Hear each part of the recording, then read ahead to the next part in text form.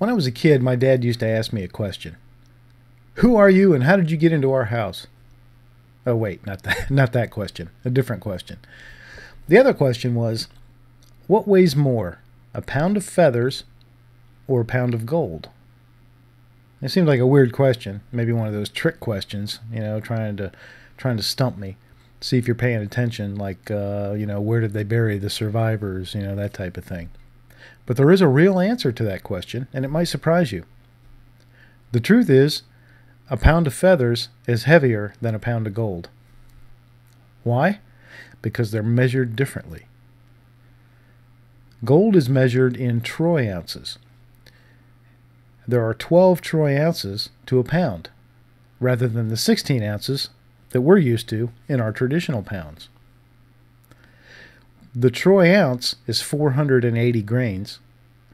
The conventional ounce is 437.5 grains. So in a troy pound, there are 5,760 grains, and in a conventional pound, there are 7,000 grains. Therefore, a pound of feathers, measured in conventional pounds, is heavier than a pound of gold, measured in troy pounds. So what the heck does feathers and gold and weights and measures have to do with guns, which is what we like to talk about? Well, in a recent episode of the 45 ACP Slugfest, I compared a revolver, the one you see here, the Smith & Wesson 625, to a semi-auto, the Ruger SR 1911, which you don't see here. And during the filming of that, I mentioned a couple times that although the specifications for the guns indicate that the 1911 is a 4 1/4 inch barrel, and the 625 is an even 4-inch barrel, the 625, this revolver that you see here, actually has a longer barrel. And then I indicated that I was going to expand on that and explain it, and I intended to, but I decided that was going to sort of change the tempo of that video, and I didn't want to do it. So I took that part out. But in this short video, I just want to explain the concept of why I said that for those of you who may not be familiar. Now, most of you, or at least many of you, already understand this, and you're already familiar with this concept. So, hey, not everybody knows this stuff. So I thought it was an interesting topic worth mentioning. So let's get to the point.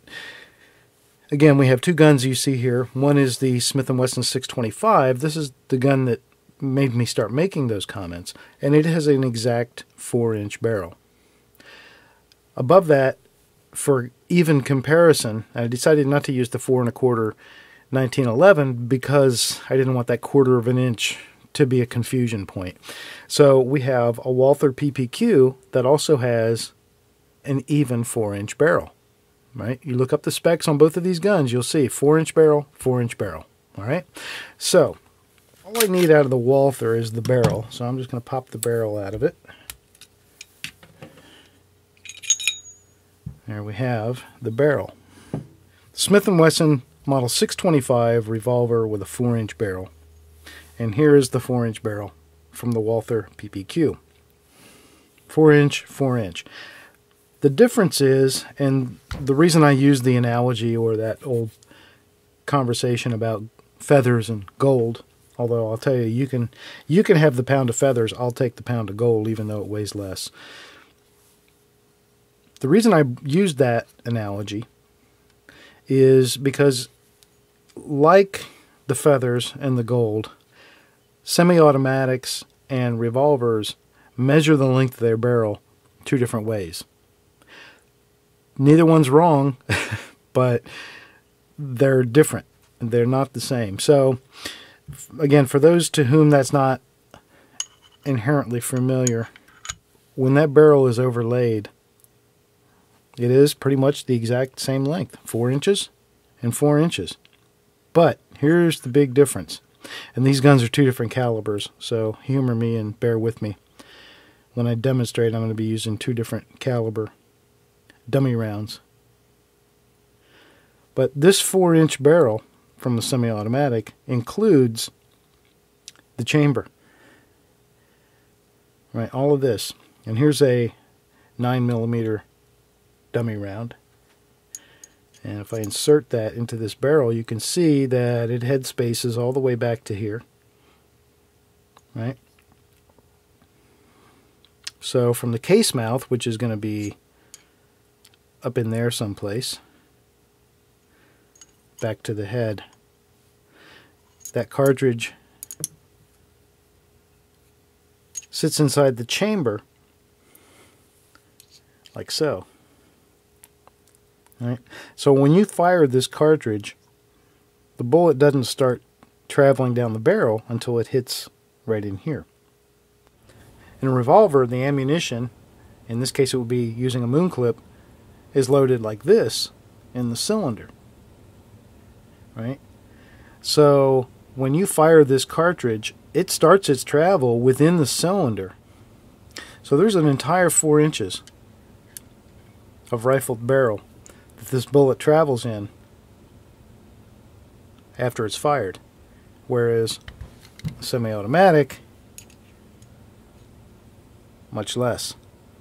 Right? So just to give a rough measurement, so from the tip of the barrel back to where the head of the cartridge fully inserted in is our 4 inches. So take away that length, we're under 3 inches. But if we go back to the case mouth, we're to almost 3 1/4, not quite. So the truth is it's really closer to that 3 inches. Because again, when you fire this cartridge and that bullet starts its travel, it's not hitting rifled barrel till it gets to about right here, right? So you've almost, you know, in the case of, and it's going to vary a little bit with caliber because cartridges are different lengths, obviously, and different calibers. And you can see right here the difference between a 45 and a 9mm. So that's going to vary. But in this case, you're taking away, you're losing just about a full inch. In the revolver, we have, for our bullet to travel, a full 4 inches. So that's the difference. That's why I made that comment in my video. That's also why I did a chronograph test between those two guns, because I wanted to see if there was a difference in velocity, and there actually was a difference in velocity because of that. So just so you know, in case you didn't before, when you look at the barrel length of a revolver, you're getting all of that length as usable barrel. When you look at the barrel length specification on a semi-automatic, that includes the chamber, so you need to take away that chamber length in terms of thinking about usable barrel length. So you can see here, looking inside the barrel, that your rifling doesn't start till after the chamber, and that's approximately where the case mouth is going to be. You see that line, that delineation between the smooth chamber and the rifled barrel. That's about where the case mouth would go. Right? So your bullet usually is going to sit just into the rifling.